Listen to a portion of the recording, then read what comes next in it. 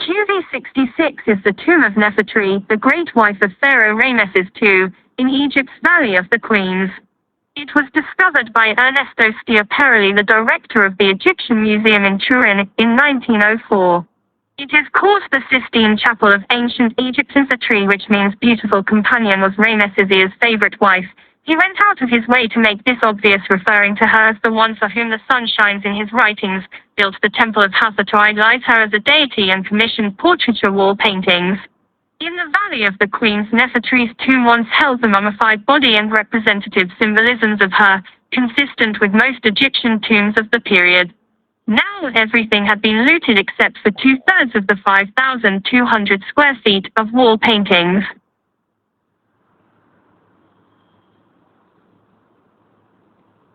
The Grand Egyptian Museum, also known as the Giza Museum, is an archaeological museum under construction in Giza, Egypt, about 2 kilometers (1.2 miles) from the Giza Pyramid Complex.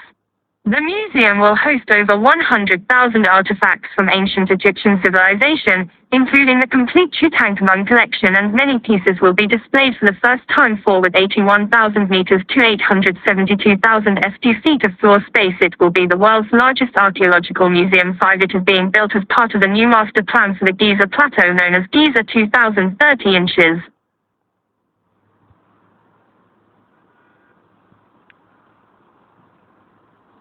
The Lua Temple is a large ancient Egyptian temple complex located on the east bank of the Nile River in the city today known as Lua, ancient Thebes, and was constructed approximately 1400 BC. In the Egyptian language it was known as Itit Resut, the southern sanctuary. It was one of the 2 primary temples on the east bank, the other being Karnak I. Unlike the other temples in Thebes, Lua Temple is not dedicated to a cult god or a deified version of the pharaoh in death. Instead, Lua Temple is dedicated to the rejuvenation of kinship. It may have been where many of the pharaohs of Egypt were crowned in reality or conceptually, as in the case of Alexander the Great, who claimed he was crowned at Lua, but may never have traveled south of Memphis near modern Cairo.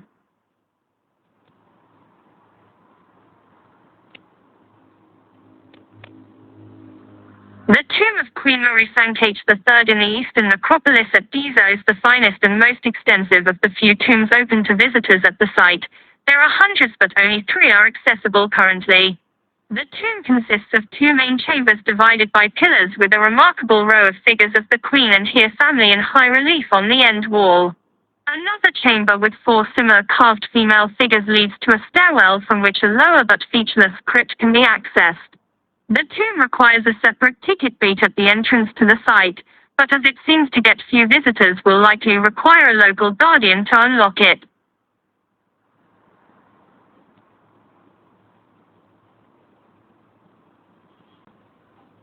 The citadel of Salah al-Din al-Ayyubi, known also as Citadel of the Mountain Kala al-Jabal, is one of the most important landmarks of Cairo and amongst the most imposing military citadels to be built in the Middle Ages. Having assumed power in Egypt, Salah al-Din al-Ayyubi Saladin noted that despite its grandeur and vastness, Cairo did not have a citadel to protect her like other great cities in the Levant such as Damascus and Aleppo. He therefore began to construct the citadel, ordering construction of its walls, semicircular towers, and its 2 gates, Bab al-Karafa and Bab al-Mudaraj.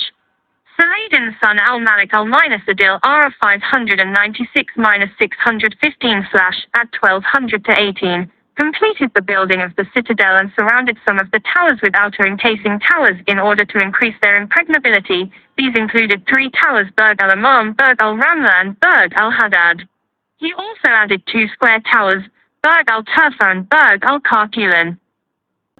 Thank you for watching.